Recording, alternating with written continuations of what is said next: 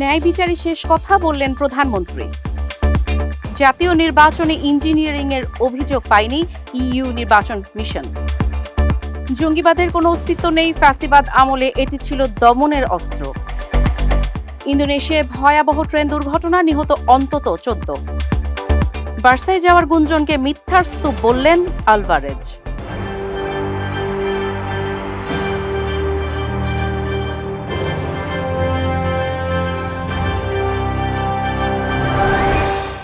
দর্শক, আমন্ত্রণ জানাচ্ছি নাগরিক প্রতিদিন নিউজরুম ইনসাইট থেকে। সঙ্গে আছি কাজী ইশরাত জাহান দৃষ্টি। এতক্ষণ শুনছিলেন সংবাদ শিরোনাম, এবারে জানিয়ে দেব বিস্তারিত। প্রধানমন্ত্রী তারেক রহমান বলেছেন, একটি ন্যায় ভিত্তিক মানবিক রাষ্ট্র গড়ে তোলাই সরকারের লক্ষ্য, যেখানে ন্যায় বিচারই হবে শেষ কথা। তিনি বলেন, অর্থের অভাবে বা অসচ্ছলতার কারণে কেউ ন্যায় বিচার থেকে বঞ্চিত হবে, এমন পরিস্থিতি একটি গণতান্ত্রিক রাষ্ট্রে কাম্য নয়। মঙ্গলবার একটি অনুষ্ঠানে প্রধানমন্ত্রী এসব কথা বলেন।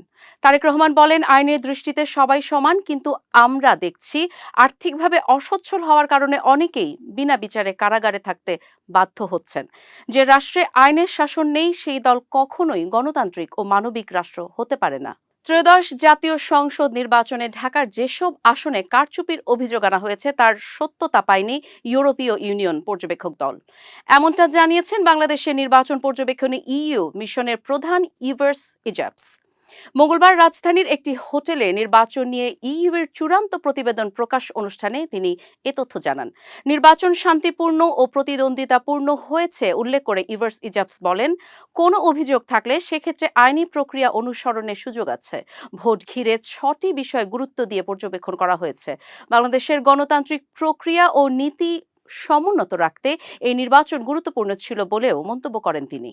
দেশে জঙ্গি তৎপরতা নেই বলে দাবি করেছেন স্বরাষ্ট্রমন্ত্রী সালাউদ্দিন আহমদ।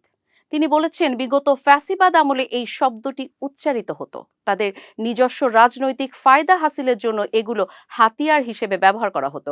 মঙ্গলবার এক অনুষ্ঠানে সাংবাদিকদের প্রশ্নের জবাবে তিনি এসব কথা বলেন। স্বরাষ্ট্রমন্ত্রী বলেন, বিশ্বের বিভিন্ন দেশে কিছু এক্সট্রিমিস্ট গ্রুপ, র্যাডিক্যাল ফোর্স এবং ফান্ডামেন্টালিস্ট রাজনৈতিক দলও সক্রিয় থাকতে দেখা যায়। তবে আমাদের দেশে সাংস্কৃতিক প্রেক্ষাপটে বর্তমানে এ ধরনের জঙ্গিবাদের প্রচলন নেই। ইন্দোনেশিয়ার রাজধানী জাকার্তার কাছে ভয়াবহ ট্রেন দুর্ঘটনায় অন্তত 14 জন নিহত হয়েছেন। এ ঘটনায় আহত হয়েছেন আরও বহু মানুষ। দাঁড়িয়ে থাকা একটি দূরপাল্লার ট্রেনকে একটি কমিউটার ট্রেনে ধাক্কা দিলে এই দুর্ঘটনাটি ঘটে।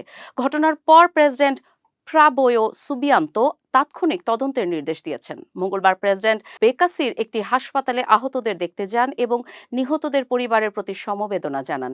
তিনি দ্রুত তদন্তের নির্দেশ দেন এবং বেকাসিতে একটি ওভারপাস নির্মাণেরও নির্দেশ দেন। আর্জেন্টাইন স্ট্রাইকার জুলিয়ান আলভারেজকে দলে ফেরাতে কাজ শুরু করেছে বার্সেলোনা। তাকে নিয়ে আতলেটিকো মাদ্রিদের অবস্থান কি তাও জানার চেষ্টা করছে তারা। বার্সা কোচ হ্যান্সি ফ্লিক ক্লাবের জন্য নতুন নাম্বার 9 খুঁজছেন। আগামী মৌসুমে লামিনে ইয়ামাল ও রাফিনহার সঙ্গে 3 জনের আক্রমণ ভাগে আলভারেজকে আদর্শ হিসেবে বিবেচনা করা হচ্ছে। কিন্তু লা লিগার শীর্ষ দলটি জানে এই চুক্তি সহজ হবে না। আর্থিক জটিলতা ছাড়াও আর্জেন্টিনার আন্তর্জাতিক তারকাকে ছাড়তে আতলেটিকোর অনীহা তাদের সামনে বড় বাধা। দর্শক, এই ছিল নাগরিক প্রতিদিন নিউজরুম ইনসাইট থেকে সর্বশেষ। পরবর্তী সংবাদ দেখার আমন্ত্রণ জানিয়ে বিদায় নিচ্ছি। সে পর্যন্ত ভালো থাকুন, সুস্থ থাকুন।